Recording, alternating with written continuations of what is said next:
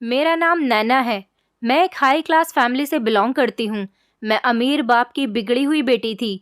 ऐसी मैं बचपन से ही नहीं थी, बस हालात ने मुझे ऐसा बनने पर मजबूर कर दिया था। मैं कोई इतनी बिगड़ी हुई लड़की नहीं थी कि लड़कों के साथ अय्याशी करती या फिर कोई गलत काम करती थी। बस मैं अमीर परिवार की होते हुए भी तमीज़दार नहीं थी। मेरे बिहेवियर में बदतमीज़ी झलकती थी। वैसे भी कहते हैं कि लोग जितने अमीर होते हैं उतने ही घमंडी होते हैं, क्योंकि उन्हें अपने पैसे पर घमंड होता है। पर मुझे पैसे से बिल्कुल घमंड नहीं था, बस मुझे मेरे हालातों ने घमंडी बनने पर मजबूर कर दिया था। कभी कभी इंसान ऐसे हालात से गुजरता है कि वो ऐसा बन जाता है जैसा वो बनना नहीं चाहता। शायद ऐसी ही कुछ कहानी मेरी भी है। मैं आप लोगों से अपनी कहानी शेयर करना चाहती हूँ, क्योंकि ये मेरी बहुत दुख भरी और दर्दनाक कहानी है। मैं चाहती हूँ कि आप लोग भी मेरी ये कहानी सुनने के बाद सतर्क और सावधान रहें। रात के 3 बजे का समय था। मैं कच्ची नींद में तो थी ही, तभी मुझे अचानक खटर पटर की आवाज़ आने लगी और मेरी थोड़ी बहुत जो नींद थी वो भी खत्म हो गई। ये आवाज़ शायद भाभी के कमरे से आ रही थी। मैं जैसे ही अपनी भाभी के कमरे की तरफ गई तो मैंने देखा कि हमारा नौकर मेरी भाभी के साथ कमरे में ज़बरदस्ती कर रहा है। उसकी अचानक नज़र मुझ पर पड़ी तो वो मुझे घसीट कर मेरे कमरे में ले गया और उसने मुझे ज़बरदस्ती शराब की बोतल पिला दी। और उसके बाद जो मेरे साथ हुआ उसे बताते हुए तो मुझे बहुत ही शर्मिंदगी महसूस हो रही है, क्योंकि मेरी ज़िंदगी फिर अचानक से बदल कर रह गई थी। क्योंकि उसके बाद अचानक तो मैं रात के 2 बजे ही तो अपनी फ्रेंड से काफ़ी देर तक कॉल पर बातें करते करते नींद में हो गई थी। लेकिन अभी मुझे पक्की वाली नींद नहीं आई थी। मैं अपने बिस्तर पर लेटी हुई थी और मैंने अपनी आंखों को बंद कर लिया था। तभी अचानक मुझे एक अजीब से शोर की आवाज़ आई। पहले तो मुझे समझ नहीं आ रहा था कि ये शोर किस चीज़ का है। मैं समझने की कोशिश कर रही थी, लेकिन तभी अचानक मेरे दिमाग में धमाका सा हो गया था और मुझे समझ आ गया था कि ये तो मेरी भाभी की ही आवाज़ है। और फिर वो आवाज़ें तेज़ हो गईं। मेरी भाभी ज़ोर ज़ोर से चीख रही थी, लेकिन ऐसा महसूस हो रहा था कि मेरी भाभी की आवाज़ कोई दबाने की कोशिश कर रहा है। मैं एक झटके से अपने बेड से उठकर खड़ी हो गई थी और मैंने ब्लैंकेट को एक तरफ फेंक दिया था। मैं बिना चप्पल पहने ही दौड़ती हुई अपनी भाभी के कमरे की तरफ चली गई थी। मैंने भाभी के कमरे का दरवाज़ा खटखटाया तो कमरे का दरवाज़ा अंदर से बंद था। मुझे पता था कि कमरे की चाबी कहाँ पर होती है, इसलिए मैं फ़ौरन से भागकर कमरे की चाबी ले आई थी। और जब मैंने दरवाज़ा खोला तो सामने का नज़ारा देखकर तो मेरे होश उड़ गए थे। मुझे अपनी आंखों पर विश्वास ही नहीं हो रहा था कि ये सब कुछ क्या हो रहा है और मैं अपनी आंखों से क्या देख रही हूँ। मेरी भाभी बिस्तर पर पड़ी हुई थी और मेरे घर का नौकर, जो कि मेरे पापा के वफादार नौकरों में शामिल होता था, वो मेरी भाभी के ऊपर चढ़ा हुआ था। भाभी को पूरे तरीके से अपने बस में कर रखा था। उसके ऐसा करने पर मेरी भाभी बुरी तरह से चीख रही थी, लेकिन वो मेरी भाभी की चीख का गला अपने हाथों से घोंटने की कोशिश कर रहा था।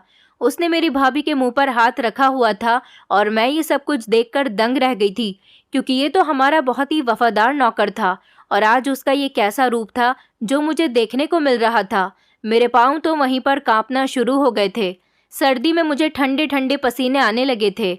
मेरी समझ नहीं आ रहा था कि मैं किस तरह से अपनी भाभी को बचाऊं। मेरा पूरा शरीर थर थर कांप रहा था। मैंने अपने माथे से पसीना साफ किया तो मेरा माथा पसीने से गीला हो चुका था। मैं सोच रही थी कि अब मैं क्या करूं, क्योंकि घर में मेरे और भाभी के अलावा कोई भी मौजूद नहीं था जो हमारी मदद कर सकता। मैं एक 20 साल की पतली दुबली सी लड़की थी और हमारा नौकर नवीन, वो तो काफ़ी लंबा चौड़ा और किसी बॉडी बिल्डर के जैसा दिखता था। मैं तो बिल्कुल भी उसका मुकाबला नहीं कर सकती थी। अगर मैं भाभी को बचाने की कोशिश करती तो मुझे पता था कि मेरी कोशिश बेकार ही जाएगी। मैंने सोचा कि मैं एकदम से ही कोई चीज़ उठाती हूँ और अपने नौकर के सर पर मार देती हूँ, ताकि वो ज़ख्मी हो जाए और मेरी भाभी को छोड़ दे। मैंने सामने पड़ा हुआ फ्लावर पॉट उठाया और एकदम से उठाकर उसके सर पर दे मारा। मैं हैरान रह गई थी कि फ्लावर पॉट तो टूटकर चकनाचूर हो गया था, लेकिन मजाल है कि उस नौकर के ऊपर ज़रा सी भी खरोच आई हो। वो इतना ज़्यादा सेहतमंद था कि फ्लावर पॉट उसके लिए कुछ भी नहीं था। इससे पहले तो उसने मुझे नहीं देखा था, क्योंकि मेरी भाभी की चीखें बहुत तेज़ आवाज़ में थी और उसने दरवाज़ा खोलने की आवाज़ नहीं सुनी थी और ना ही उसका ध्यान मुझ पर गया था। लेकिन जैसे ही मैंने उसके सर पर फ्लावर पॉट फेंक कर मारा तो फ़ौरन ही उसकी नज़र मुझ पर पड़ी। फिर उसने मेरी भाभी को छोड़ दिया। मेरी भाभी को छोड़कर अब वो मुझ पर हमला करने के लिए तैयार था और डर के मारे मेरा बुरा हाल हो रहा था। एक सेकंड में ही मुझे समझ आ गया था कि अब ये मेरी भाभी को छोड़कर मेरे पास आने वाला है।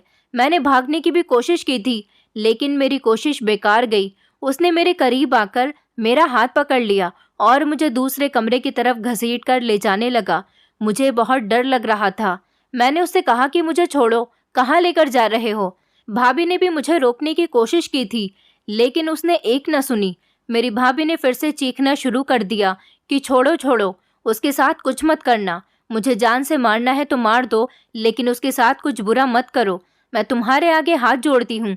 फिर अचानक भाभी को पता नहीं क्या ख्याल आया कि उन्होंने साइड टेबल पर रखा हुआ मोबाइल अपने हाथ में ले लिया, तो वो नौकर मुझे छोड़कर भाभी की तरफ गया और उसने भाभी के हाथ से फौरन ही मोबाइल छीन लिया और एक थप्पड़ मारकर भाभी को बिस्तर पर गिरा दिया और खुद बाहर निकल गया। भाभी को उसने कमरे के अंदर बंद कर दिया। उसने बाहर से दरवाजे को कुंडी लगा दी और अब वो फिर से मेरी तरफ बढ़ने लगा। मैं भागने लगी, लेकिन उसकी रफ्तार मुझसे तेज थी, इसलिए उसने मुझे जल्दी से भागकर पकड़ लिया और मुझे घसीटता हुआ दूसरे कमरे में ले गया। मैंने चीखने की कोशिश की, लेकिन उसने मेरा हाथ पकड़कर मुझे बेड पर धकेल दिया और फिर जल्दी से उसने कमरे के दरवाजे को अंदर से बंद कर लिया और फिर खूब डरावनी नज़रों से मेरी तरफ देखा। मैं बेड से एक बार फिर से उठने की कोशिश करने लगी, लेकिन तब तक वो मेरे करीब पहुंच चुका था और एक बार फिर से उसने मुझे धक्का दिया। उसने कहीं से पतली सी रस्सी निकाली और मेरे दोनों हाथ और पैर रस्सी से बेड के साथ बांध दिए। अब मैं पूरी तरह से उसके कब्जे में थी। मैं अपने आप को अब आज़ाद भी नहीं करवा सकती थी। मेरी भाभी की अब आवाज़ नहीं आ रही थी। मैं समझ चुकी थी कि मेरी भाभी अब बेहोश हो चुकी हैं। हमारा बंगला बहुत बड़ा था और दूर दूर तक हमारे आसपास में ज़्यादा घर भी मौजूद नहीं थे, इसलिए हमारे चीखने चिल्लाने की आवाज़ भी कहीं दूर तक नहीं जा सकती थी। मेरी भाभी की आवाज़ तो अब आना बंद हो गई थी, लेकिन मैंने चीखना शुरू कर दिया था और अपने नौकर को बार बार कह रही थी कि तुम्हें शर्म नहीं आती? तुम हमारे साथ ये सब कुछ क्या कर रहे हो? तुम्हें मेरे पापा ने गरीब समझकर हमारे घर में रहने के लिए जगह दी, तुम्हें अपना बेटा समझा, लेकिन तुम उसका ये सिला दे रहे हो। मेरे पापा ने तुम्हारा हमेशा ख्याल रखा है और अब तुम अपनी असलियत दिखा रहे हो। मेरे ऐसा कहने पर उसने मेरे चेहरे पर जोरदार थप्पड़ मार दिया था और वो अब बार बार मेरे चेहरे पर थप्पड़ मारे जा रहा था और कह रहा था कि अपनी जुबान बंद रखो, वरना थप्पड़ मार मार कर तुम्हारा चेहरा बिगाड़ दूंगा। मैं बहुत ज़्यादा डर गई थी और रोने लगी थी। मैंने अपनी ज़ुबान एकदम से बंद कर ली थी, क्योंकि मैं बिल्कुल बंधी हुई थी और वो मेरे साथ कुछ भी कर सकता था। इसलिए मैंने सोचा कि मुझे इसको गुस्सा नहीं दिलाना चाहिए, क्योंकि मेरी बातें उसको बहुत गुस्सा दिला रही थी और गुस्से में वो मेरे साथ कुछ भी कर सकता था। वो मुझे इस हाल में छोड़कर कमरे से बाहर निकल गया।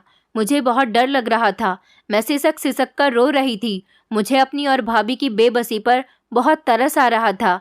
मैं चाहती थी कि काश कोई हमारी मदद करने के लिए आ जाए और हमें इस नौकर के चंगुल से छुड़ा ले, लेकिन मुझे ये भी पता था कि हमारी मदद के लिए कोई नहीं आएगा, क्योंकि मेरे पापा और मेरे भैया दोनों ही स्विट्ज़रलैंड गए हुए थे।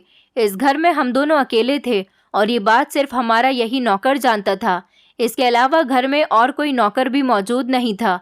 नवीन हमारे साथ क्या कर रहा है और वो हमारे साथ अब क्या करने वाला है, इस बारे में किसी को भी कुछ नहीं पता था। तो फिर कोई हमारी मदद के लिए कैसे आ सकता था?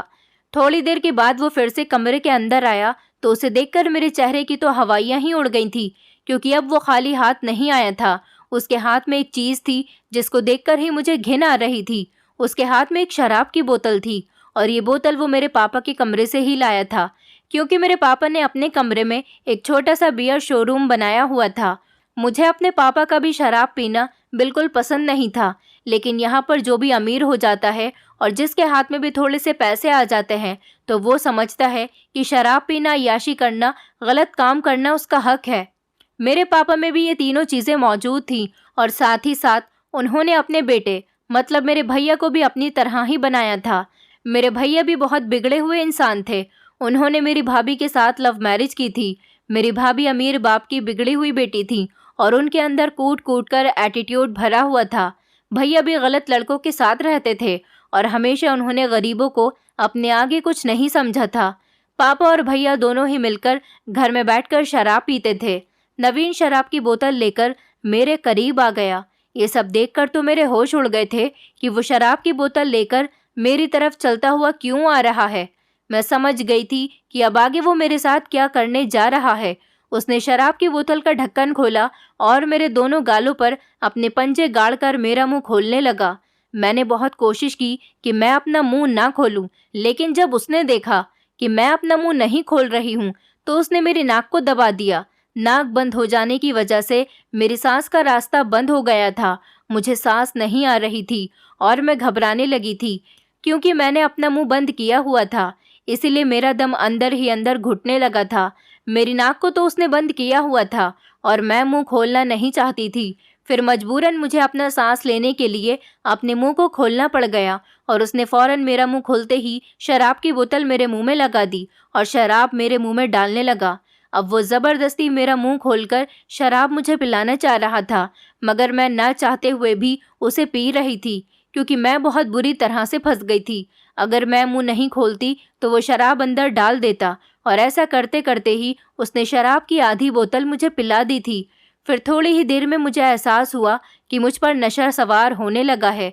मुझे कमरे की छत घूमती हुई नजर आ रही थी, बल्कि ऐसा लग रहा था कि पूरा घर ही गोल गोल घूम रहा है। मैं पूरी तरह से नशे में धुत हो गई थी। मैं उसे देख रही थी और वो मुझे शातिर सी मुस्कुराहट लेकर देख रहा था, लेकिन मुझ पर तो बेहोशी सवार होने लगी थी और उसका चेहरा मेरी आंखों के सामने धुंधलाने लगा था। मैंने आधे नशे की हालत में महसूस किया था कि अब मुझ पर बहुत बड़ी मुसीबत आने वाली है। वो मेरे करीब आकर बैठ गया और धीरे धीरे वो मेरे कपड़े मेरे शरीर से अलग करने लगा। मैंने बेबसी से आंखें बंद कर ली और मैं पूरी तरह से बेहोश हो चुकी थी। उसके बाद मुझे कुछ पता ही नहीं चला कि नवीन ने मेरे साथ क्या किया। हालांकि ये तो मैं अच्छी तरह से जान गई थी कि ये इंसान मेरी इज्जत को खराब करने वाला है। बेहोश होने के बाद तो मुझे कुछ भी पता नहीं चला। नवीन हमारा बहुत पुराना नौकर था और मैं बचपन से ही नवीन को देखती हुई आ रही थी। वो बचपन से ही काफ़ी हेल्दी और मोटा ताज़ा था। जब वो इस घर में आया था तो उसकी उम्र 10 साल थी और उस वक्त मेरी उम्र 8 साल थी। मुझे आज भी उसका वो पहला दिन याद है जब मैंने उसे पहली बार देखा था। वो मेरे पापा को कहीं पर गंभीर हालत में मिला था। मेरे पापा को उस पर तरस आ गया, इसलिए वो उठाकर उसे हमारे घर ले आए थे और उन्होंने फैसला किया था कि वो अब हमारे घर पर हमारा नौकर बनकर रहेगा। वो मेरे पापा के हर काम में हाथ बटाता था और साथ ही साथ उसकी मेरे भैया से भी अच्छी और गहरी दोस्ती हो गई थी। वो जैसे जैसे बड़ा हो रहा था, उसने देखते ही देखते हमारे घर की सारी जिम्मेदारी को संभाल लिया था। मेरे पापा और मेरे भैया को नवीन पर बहुत ज़्यादा भरोसा था। मुझे भी शुरू से ही यही लगता था कि वो भरोसे के काबिल था। मेरे पापा और मेरे भैया का बिहेवियर तो उसके साथ बहुत अच्छा था, लेकिन जब से मेरी भाभी शादी करके हमारे घर में आई थी, तभी से ही उनका बिहेवियर उसके साथ बिल्कुल भी अच्छा नहीं था। मेरी भाभी एक बहुत बड़े बिजनेसमैन की इकलौती बेटी थी, जिनकी मेरे भैया के साथ लव मैरिज के तौर पर शादी हुई थी। जब उनकी शादी मेरे भैया से हुई, हम लोग बहुत खुश थे, क्योंकि वो देखने में बहुत खूबसूरत थी। मेरे भैया तो बिगड़े हुए थे। उन्होंने कभी ऑफिस की जिम्मेदारियों को नहीं समझा था, सिर्फ अपने पिता के पैसे पर ही ऐश किया था। मेरे पापा के पास बहुत सारा पैसा और प्रॉपर्टी थी कि अगर भैया उनके काम में हाथ ना भी बटाते तो फिर भी उनके पास पैसे की कोई कमी नहीं थी। मेरी माँ तो हम दोनों भाई बहन छोटे थे तभी हमें छोड़कर इस दुनिया से चली गई थी। फिर मेरे पापा अकेले हो गए थे जब उन्होंने गलत कामों में पड़ना शुरू कर दिया। वो शराब पीने लगे और स्मोकिंग भी करने लगे थे। उन्होंने अपने बच्चों पर ध्यान देना छोड़ दिया। उनका काम सिर्फ इतना था कि उन्हें पैसा कमाना था। उन्होंने कभी भी हम दोनों भाई बहन को एक पिता के जैसा प्यार नहीं दिया। यही वजह थी कि भैया भी गलत संगतों में पड़ गए थे और उन्हें रोकने टोकने वाला कोई भी नहीं था। मेरे पापा ने पढ़ाई करने के लिए मुझे भी लंदन भेज दिया था, क्योंकि उन्हें बेटे की तो कोई फिक्र ही नहीं थी। लेकिन बेटी को उन्होंने पढ़ाई करने के लिए अपने से दूर इसलिए कर दिया ताकि उनकी बेटी घर में रहकर अपने भाई और बाप की इन गलत हरकतों को ना देख सके। ऐसा नहीं था कि मेरे पापा मुझे प्यार नहीं करते थे, वो मुझसे बहुत प्यार करते थे। मैं तो अपना बहुत अच्छा लक लेकर इस घर में पैदा हुई थी। मुझे अपने पापा के प्यार और उनकी मोहब्बत और उनकी केयर की ज़रूरत थी, लेकिन वो तो मुझे पैसों से खामोश कर दिया करते थे। मैं जब यहाँ छुट्टियों पर आती थी तो उनके साथ घूमने की डिमांड करती थी, लेकिन वो मुझे ड्राइवर के साथ भेज देते थे और मेरा बचपन बहुत ही बुरा गुजरा था। मैं अभी यहाँ 2 साल पहले ही तो आई थी, जब मेरे भैया की शादी हुई थी, क्योंकि अब मेरे घर में मेरे साथ रहने के लिए भाभी भी आ गई थी। इसलिए मुझे इस घर से दूर रहने की कोई ज़रूरत नहीं थी। मुझे तो एक ऐसी फैमिली की ज़रूरत थी जिसमें सारे ही लोग एक साथ मिलजुल कर रहें। लेकिन मेरी भाभी को भी मुझ में कोई ख़ास इंटरेस्ट नहीं था। भैया ने तो अब भाभी से शादी करने के बाद अपनी जिम्मेदारियों को समझना शुरू कर दिया था। इसलिए पापा के साथ भैया ने ऑफिस जाना शुरू कर दिया था। भैया और पापा तो ऑफिस चले जाते थे और भाभी अपनी फ्रेंड्स के साथ पार्टी करने चली जाती थी। अभी भी घर में मैं अकेली ही रहती थी। भाभी की भी अपनी बिजी लाइफ थी। मुझे फ्रेंड्स बनाना भी पसंद नहीं था, क्योंकि मैंने अपनी यूनिवर्सिटी में भी ज़्यादा फ्रेंड्स नहीं बनाए थे। सिर्फ गिनी चुनी 2 ही फ्रेंड्स थीं जो मेरे थोड़ी क्लोज थीं। मेरी ख्वाहिश थी कि मेरे पापा मुझे टाइम दिया करें, भाभी मुझसे दोस्तों की तरह बात किया करें और भैया भी भाइयों की तरह मेरी फिक्र किया करें, पर ऐसा नहीं हुआ। इस तरह से मैं अकेलेपन का शिकार होती गई। मैं थोड़ी अलग टाइप की लड़की थी। मुझे जो भी दोस्त मिलता था वो अपने पैसे को एंजॉय करता था, लेकिन मैं ऐसी नहीं थी। मुझे पैसा बिल्कुल भी अट्रैक्ट नहीं करता था। मुझे कोई इंटरेस्ट नहीं था। मैं तो छोटे छोटे घर देखकर खुश हुआ करती थी। इसलिए मैं गांव की लाइफ को आइडियल समझती थी, क्योंकि गांव के लोग एक साथ मिलजुल कर और प्रेम से रहते हैं। जब मैं यूट्यूब पर किसी गांव का व्लॉग देखती तो ये सोचती कि ये लाइफ बहुत मस्त होगी, क्योंकि गांव के लोग एक दूसरे की फिक्र करते हैं और मिलजुल कर रहते हैं। मुझे तो ऐसी ही जिंदगी की चाहत थी, पर शायद ऐसी लाइफ मेरे नसीब में नहीं थी। फिर धीरे धीरे मैंने इसी जिंदगी को एक्सेप्ट कर लिया और मैं इसी रंग में ढलती चली गई। मेरी फैमिली का जो माहौल था, मैंने भी अपने आप को इसी माहौल में ढाल दिया था और अब मैं भी उसी चीज़ का हिस्सा बन गई। मैंने भी नौकरों पर चीखना चिल्लाना शुरू कर दिया, जिस तरह भाभी को मैंने नौकरों के साथ बिहेव करते हुए देखा था। और ख़ासकर नवीन तो भाभी का सबसे पहला टारगेट होता था। वो सबसे ज़्यादा इंसल्ट नवीन की ही करती थी और वो सर झुकाकर खामोशी से भाभी की सारी बेइज्जती सहता रहता था। और भाभी भी धीरे धीरे नवीन की इंसल्ट करती गई। पता नहीं कैसा सुकून मिलता था मुझे और मेरी भाभी को उसकी इंसल्ट करते हुए। लगभग 5 साल तक नवीन हम दोनों नंद भाभी की इंसल्ट को सहता रहा और फिर कुछ दिनों के बाद मेरे पापा ने अपना बिजनेस स्विट्ज़रलैंड में सेट करने का इरादा कर लिया। उन्होंने कहा कि वो खुद अपना बिजनेस बाहर शिफ्ट करेंगे और इसके कुछ दिनों बाद हमें भी वहाँ पर बुला लेंगे। कुछ दिन तो पापा स्विट्ज़रलैंड में अपना बिजनेस अकेले ही सेट करते रहे, लेकिन कुछ दिनों के बाद उन्होंने भैया को भी अपने पास बुला लिया और फिर फैसला किया कि कुछ ही दिनों बाद हम लोग भी स्विट्ज़रलैंड चले जाएंगे। और अब वो टाइम भी आ गया था कि 1 हफ्ते के बाद हमारी फ़्लाइट थी। भाभी और मुझे भी स्विट्ज़रलैंड में ही शिफ्ट होना था और वापस पलटकर नहीं आना था।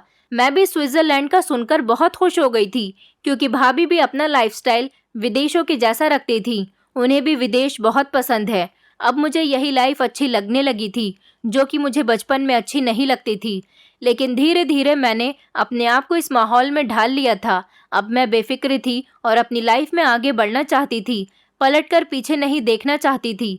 मेरे बहुत सारे ड्रीम्स थे जिनको मैं स्विट्ज़रलैंड जाकर पूरा करना चाहती थी। मैं अपने सारे फ्रेंड से आगे निकलना चाहती थी और एक कामयाब इंसान बनना चाहती थी। मैंने अपनी बहुत बड़ी फ्यूचर की प्लानिंग की हुई थी, लेकिन इस दौरान भी मैं और मेरी भाभी छोटी छोटी बातों पर भी नवीन की इंसल्ट करना नहीं भूलते थे। हमारे जाने में अब 1 हफ्ता ही बाकी रह गया था और इस 1 हफ्ते में तो जैसे हम सारी जिंदगी की कसर निकाल रहे थे। किसी भी बात पर उसकी बेइज्जती करने का मौका बिल्कुल भी नहीं छोड़ते थे। मैं बहुत ज़्यादा घमंडी हो गई थी और मेरे अंदर जितना भी गुस्सा था मैं सब वो नवीन पर निकाल दिया करती थी।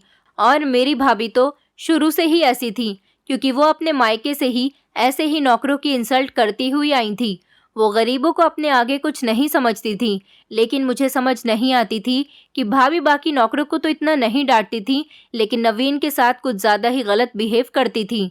लेकिन फिर मुझे धीरे धीरे समझ आ गया था कि वो आखिर ऐसा क्यों करती हैं, क्योंकि भाभी को लगता था कि नवीन उनके पति को उनकी पल पल की खबर देता है। भाभी को यही लगता था कि नवीन बातें इधर उधर करता है, भाभी की चुगलियां भैया से लगाता है, क्योंकि मेरी भाभी तो एक आज़ाद औरत थी। उनकी लड़कों से भी काफ़ी दोस्ती थी, जो कि मेरे भैया को बिल्कुल भी पसंद नहीं थी। वो अपने तरीके से अपनी लाइफ को गुजारती थी। भाभी के कई लड़के ऐसे दोस्त थे जिनसे मिलने पर मेरे भैया को बहुत ऐतराज होता था, और ख़ास तौर पर भैया और नवीन की आपस में अच्छी बातचीत थी, इसलिए भैया ने उसे भाभी पर नज़र रखने का काम दिया हुआ था। ये बात जब भाभी को पता चली तो वो उठते बैठते नवीन को बेइज्जत किया करती थी, और फिर भाभी को देख देख कर मैंने भी नवीन के साथ ऐसे ही बिहेव करना शुरू कर दिया। मैं भी उनको देख देख कर उनके जैसी ही हो गई। घर में पीछे कौन आता है, कौन जाता है, मेरी भाभी से कौन मिलता है, कौन उनसे बातें करता है और कौन उनके कमरे तक आता है, ये सारी बातें नवीन भैया को बताया करता था। उसने भैया के कहने पर भाभी पर कड़ी नज़र रखी हुई थी। पहले तो मेरी भाभी को इस बारे में कुछ नहीं पता था कि ये सब करना नवीन का काम है और वो उनकी जासूसी कर रहा है, लेकिन जब उनको इस बारे में पता चला तो वो हर टाइम नवीन को तंग करती रहती थी और चाहती थी कि किसी भी तरह से तंग आकर नवीन हमारे घर को छोड़कर चला जाए। अब जबकि वो बचपन से ही हमारे घर में रहा था, उसका हमारे घर के अलावा कोई दूसरा सहारा नहीं था, तो इसीलिए वो हमारा घर छोड़कर किसी हाल में भी नहीं जा सकता था। अब हमारे जाने में 1 हफ्ता बाकी रह गया था। यहाँ पर सिर्फ नवीन ही नौकरों के साथ रुकने वाला था। हम अपने इस बंगले को बेच नहीं रहे थे, लेकिन परमानेंट शिफ्ट स्विट्ज़रलैंड में ही हो रहे थे। कभी कभी अगर हमारा इंडिया आना होता तो हमने सोचा था कि हम अपने बंगले में ही ठहरेंगे। जैसे जैसे हमारे जाने के दिन करीब आ रहे थे, हम दोनों हाथ धोकर नवीन के पीछे पड़ गए थे, क्योंकि सामान की पैकिंग चल रही थी और नवीन बहुत सारी गलतियां कर रहा था, जिस पर हम दोनों नवीन पर बरस पड़ते थे। अब शायद नवीन का सब्र का बांध टूट रहा था। अब हमारे जाने में 3 दिन रह गए थे और 3 दिन बाद हमारी फ्लाइट थी, लेकिन इससे पहले मैंने महसूस नहीं किया था कि नवीन किसी बहुत ही गहरी सोच में खोया हुआ है, और वही एक रात थी जो हमारी बर्बादी की रात थी। पता नहीं ये सब कुछ नवीन के दिमाग में कैसे आया। हमें नहीं पता था कि क्या प्लानिंग करने के इंतज़ार में है, और वो अपनी प्लानिंग कर चुका था और उस पर ध्यान भी देना शुरू कर दिया था। उसने उस रात घर के सारे नौकरों को भेज दिया था, ये कहकर कि बड़े मालिक का हुक्म है कि जब घर के सारे लोग घर छोड़कर चले जाएंगे, क्योंकि मालिक की फैमिली 3 दिन बाद घर को छोड़कर जाने वाली है। जब तक तुम लोगों की छुट्टी है, क्योंकि अब घर में कोई काम नहीं होगा। इस घर में सिर्फ साफ सफाई का ही काम होगा, जो कि हफ्ते में सिर्फ 1 बार ही हुआ करेगी। जब फैमिली के सारे लोग चले जाएंगे तब तुम लोगों को यहाँ पर बुला लिया जाएगा साफ सफाई के लिए। तब तक मैं भी कुछ दिनों के लिए अपने किसी दोस्त के घर रहने के लिए चला जाऊंगा। इस तरह 3 दिन पहले ही नवीन ने सारे नौकरों और गार्ड्स को घर से भेज दिया था। अब इस घर में सिर्फ मैं, मेरी भाभी और नवीन ही रह गए थे, और हमें कहीं बाहर नहीं जाना था। हम लोगों ने अपनी पैकिंग कर ली थी और हमने ये 3 दिन घर पर ही रहने का इरादा कर लिया था, क्योंकि इस घर से मुझे बहुत दिली लगाव था और मेरा दिल नहीं कर रहा था कि इस घर को छोड़कर जाऊं। लेकिन यही हमारी ज़िंदगी की सबसे बड़ी गलती साबित हुई थी। नवीन ने बहुत चालाकी के साथ अपनी पूरी प्लानिंग कर रखी थी। ऐसा उसने हम दोनों से बदला लेने के लिए किया था। इतने सालों का बदला वो आज रात हमसे लेने वाला था। उसने अपने प्लान पर कंसंट्रेट करते हुए सारे घर को अंदर से लॉक कर दिया था, ताकि हम में से कोई भी बाहर भाग न सके और ना ही कोई बाहर का अंदर आ सके। उसने हमारे घर के लैंडलाइन कनेक्शन के तार भी काट दिए थे कि कोई फ़ोन ना कर सके। हालांकि हम लोगों के पास अपने पर्सनल मोबाइल भी थे, लेकिन फिर भी हमारे घर में ये फ़ोन मौजूद था। हमारे सो जाने के बाद नींद में ही शायद नवीन ने मेरी भाभी पर हमला कर दिया था। तभी तो मुझे भाभी की चीखों की आवाज़ सुनाई दे रही थी। वो हम दोनों की इज्जत को आज ख़राब करने पर तुला हुआ था, और वो इतने सालों के बदले आज हमसे लेने वाला था। और वो शायद हम दोनों को मार देने का भी इरादा रखता था कि वो हमें जान से मार देगा। लेकिन जान से मारने से पहले वो हमारी इज्जत को अच्छे तरीके से ख़राब करके हमारी इंसल्ट करना चाहता था। जिस तरह से हमने उसकी की थी, वो हमें हमारे किए की सज़ा देना चाहता था। वो हमें ज़िंदा रखकर हमें परेशानी पहुंचाना चाहता था, ताकि हमें एहसास हो कि हमने उसके साथ बहुत बुरा किया। वो मेरी भाभी को भी इस वाले कमरे में लेकर आ गया था जहाँ पर मैं बंधी हुई थी। उसने भाभी को भी कुर्सी पर बिठाकर उनके हाथ पैर बांध दिए थे। वो मेरी भाभी को ज़ोर ज़ोर से थप्पड़ मार रहा था और उन पर बहुत अत्याचार कर रहा था। वो भाभी के बाल खींच खींच कर उन्हें मार रहा था। भाभी कुछ नहीं कर सकती थी, क्योंकि उनके दोनों हाथ पैर बंधे हुए थे और पीट पीट कर उनकी हालत ख़राब हो गई थी। वो बिल्कुल लाचार हो गई थी। वो बहुत बुरे तरीके से भाभी को मार रहा था। मैं थोड़े थोड़े होश में थी। मुझे थोड़ा सा दिखाई दे रहा था और यही बात कहता जा रहा था कि तुम दोनों ने कितने सालों मुझे जलील किया है। मैं कितने टाइम से तुम लोगों को बर्दाश्त करता आ रहा हूँ। आखिर मेरी भी कोई सेल्फ रिस्पेक्ट थी। मैं नौकर था, इसका मतलब ये नहीं था कि मेरी कोई इज्जत नहीं है। मैं इज्जत से यहाँ पर काम करता हूँ।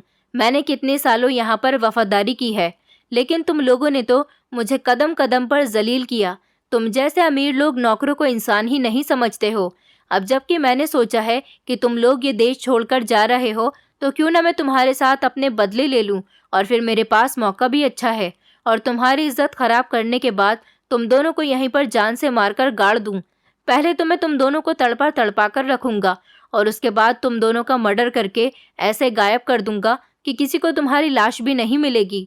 तुम दोनों जिंदा रहने के लायक नहीं हो। उसके बाद उसने मुझे देखा और मुझ पर हमला करने की कोशिश की, लेकिन जब मुझे भी वो बांध रहा था तो मुझे भी मारता जा रहा था, और यही बात बार बार कहता जा रहा था कि तुमने और इस औरत ने मुझे बहुत बेइज्जत किया है। मुझे इंसान ही नहीं समझा, जानवर से भी बदतर सलूक किया तुम दोनों ने मेरे साथ।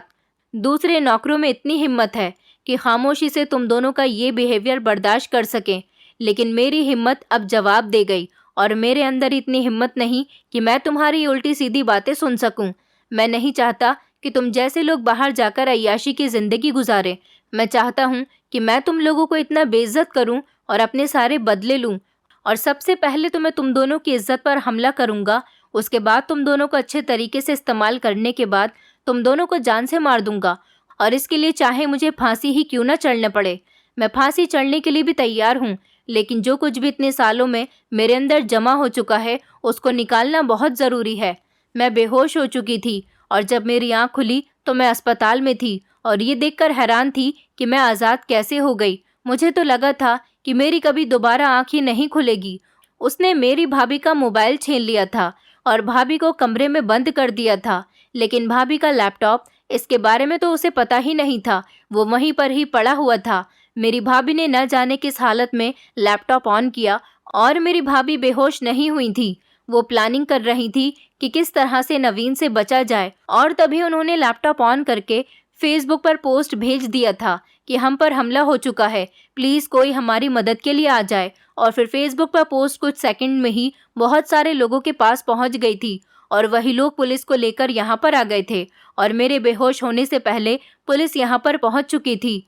भगवान का शुक्र था कि हम दोनों सही सलामत बच गए थे, क्योंकि मौके पर ही हमें बचा लिया गया था, वरना नवीन ने तो पूरा इरादा कर लिया था कि वो हमें मारकर हमारा नामो निशान खत्म करने वाला था। जब मेरी तबीयत कुछ बेहतर हुई और मैं अस्पताल से घर वापस आई, तो मेरी दिमागी हालत बहुत अजीब सी हो रही थी, और ये खबर सुनकर भैया और पापा भी स्विट्जरलैंड से वापस आ गए थे। मेरे पापा मुझे देखकर रोने लगे थे और कहने लगे कि मेरी प्यारी बेटी को भगवान ने बचा लिया है। मैं तो इतने सालों से एक आस्तीन के सांप को पालकर बैठा हुआ था। मैंने उस घटिया इंसान पर आंख बंद करके भरोसा कर लिया था। मैं उस पर अंधविश्वास करता था, लेकिन मुझे नहीं पता था कि एक दिन ऐसा भी करेगा, मेरे भरोसे को चकनाचूर कर देगा। भगवान का शुक्र है कि मेरी बेटी और बहू की जान बच गई। भगवान ने तुम दोनों की इज्जत भी बचा ली। वो तो अच्छा है कि मौके पर पुलिस ने आकर नवीन को अरेस्ट कर लिया, वरना वो न जाने तुम लोगों के साथ क्या क्या करता। शायद ये जिंदगी में पहली बार था कि मैं अपने पापा की आंखों में आंसू देख रही थी और उनके मुंह से ऐसे शब्द सुन रही थी। मैंने अपने होश में पहली बार उनको अपनी जुबान से भगवान का नाम लेते हुए सुना था, और भैया और पापा भगवान का धन्यवाद कर रहे थे, क्योंकि भैया और पापा दोनों को ही पैसे का इतना घमंड था कि उन्होंने कभी ये सोचा भी नहीं था कि उनको ये सब कुछ देने वाला भी तो भगवान ही है। मैं आज उन लोगों को भगवान का शुक्रिया करते हुए अपनी आंखों से देख रही थी, वरना इतना पैसा होने के बावजूद भी मैंने कभी भी सारी जिंदगी लोगों को अच्छे शब्द बोलते हुए नहीं सुना था। ये पहला मौका था जब मैंने इन लोगों को इतना भगवान के आगे गिड़गिड़ाते हुए देखा था। आज तो भाभी का बिहेवियर भी बहुत बदला हुआ था। वो बड़ी तरसती हुई नज़रों से मुझे देख रही थी। कंडीशन तो उनकी भी ठीक नहीं थी, लेकिन इस हादसे से उनका भी बिहेवियर नरम पड़ गया था। मेरे दिल को सुकून मिल गया था। मैंने सोचा मुझे भी भगवान का शुक्रिया अदा करना चाहिए, क्योंकि वो रात हमारी ज़िंदगी की ऐसी रात थी जिसने मेरी ज़िंदगी को पूरे तरीके से बदल कर रख दिया था। मैं जो अय्याशियों की ज़िंदगी गुजार रही थी और अपने भगवान से बहुत दूर थी, मैंने वो सब कुछ छोड़ दिया था और मैंने पूरे तरीके से भगवान की लीला में खुद को ढाल लिया था। मैंने सोचा कि जिस भगवान ने मुझे नई ज़िंदगी दी है और जिस भगवान ने मेरी इज्जत की हिफाजत की है, मैं सारी जिंदगी उससे प्रार्थना करूंगी और अब किसी भी पाप के रास्ते पर नहीं चलूंगी। नवीन तो जेल जा चुका था और उसको सजा भी हो चुकी थी। मैंने सोचा कि मैं एक बार जेल जाकर नवीन से मिल आती हूँ, इसलिए मैं नवीन से मिलने के लिए चली गई। उसको देखकर मेरी आंखों में आंसू आ गए थे। मैंने उससे कहा कि नवीन, मुझे माफ़ कर दो। मैंने और मेरी भाभी ने तुम्हारे साथ बहुत गलत किया, तुम्हारे साथ बहुत बुरा सलूक किया और हमारे बुरे बिहेवियर ने तुम्हें आज इस लेवल तक पहुंचा दिया कि तुम हमारी जान लेने के लिए तैयार हो गए थे। ये तुम्हारी गलती थी और बहुत बड़ी गलती थी, लेकिन इसमें हम भी बराबर के हिस्सेदार हैं। हमने तुम्हें इस हाल में पहुंचा दिया कि तुम्हारी दिमागी हालत पर इतना असर पहुंचा कि तुमने हमसे बदला लेने के लिए इतनी बड़ी प्लानिंग कर ली। अगर हम तुम्हारे साथ अच्छे चलते, तुम्हारा ख्याल रखते, तुम्हारी इज्जत करते, तो शायद तुम कभी हमारे साथ ऐसा नहीं करते। वक्त ने तुम्हें ऐसा बना दिया और हमारी हरकतों की वजह से तुम ऐसे बन गए। कई सालों तक तुमने हमें बर्दाश्त किया, लेकिन आखिर में तुम्हारे सब्र का बांध टूट गया और हम तुम्हारे जुर्म में बराबर के हिस्सेदार हैं। हमारे बिहेवियर ने तुम्हें मुजरिम बनने पर मजबूर कर दिया और यही सच है। हमारे बुरे बिहेवियर ही लोगों को इस हाल तक पहुंचाते हैं। जो एक मुजरिम करता ही है, लेकिन उसके जुर्म के पीछे एक बहुत बड़ी कहानी छुपी हुई होती है, एक बहुत बड़ी मजबूरी होती है और एक बहुत बड़ी वजह होती है, जिसको सुनने के लिए कोई भी तैयार नहीं होता। बस अपना फैसला सुना देता है कि जुर्म करने वाला मुजरिम है तो मुजरिम है। ये नहीं देखता कि जुर्म करने वाला इंसान किस वजह से मुजरिम बना, आखिर उसने ये सब कुछ क्यों किया। मुजरिम बनने पर उसे हम जैसे ही लोग मजबूर कर देते हैं। नवीन खामोशी से मेरी बातें सुनता रहा था। उसकी आंखों में आंसू थे, क्योंकि हर इंसान की अपनी एक इज्जत होती है। इंसान अपनी खोई हुई हर चीज़ को बर्दाश्त कर सकता है, लेकिन अपनी इज्जत को कभी नहीं खो सकता। उसके जाने से उसे कभी बर्दाश्त नहीं होती कि वो सर उठाकर दुनिया के लोगों के सामने चल सके। मैं ये नहीं कह रही कि नवीन ने जो किया वो बिल्कुल ठीक किया, उसे ये सब कुछ नहीं करना चाहिए था, लेकिन मुझे और मेरी भाभी को भी वो सब कुछ नहीं करना चाहिए था जो हमने उसके साथ किया था। हमें हमेशा दूसरों के साथ अच्छा सलूक करना चाहिए। दौलत के घमंड में कभी भी इतना अंधा नहीं होना चाहिए कि हम अपने सामने वाले इंसान को अपने आगे कुछ न समझें।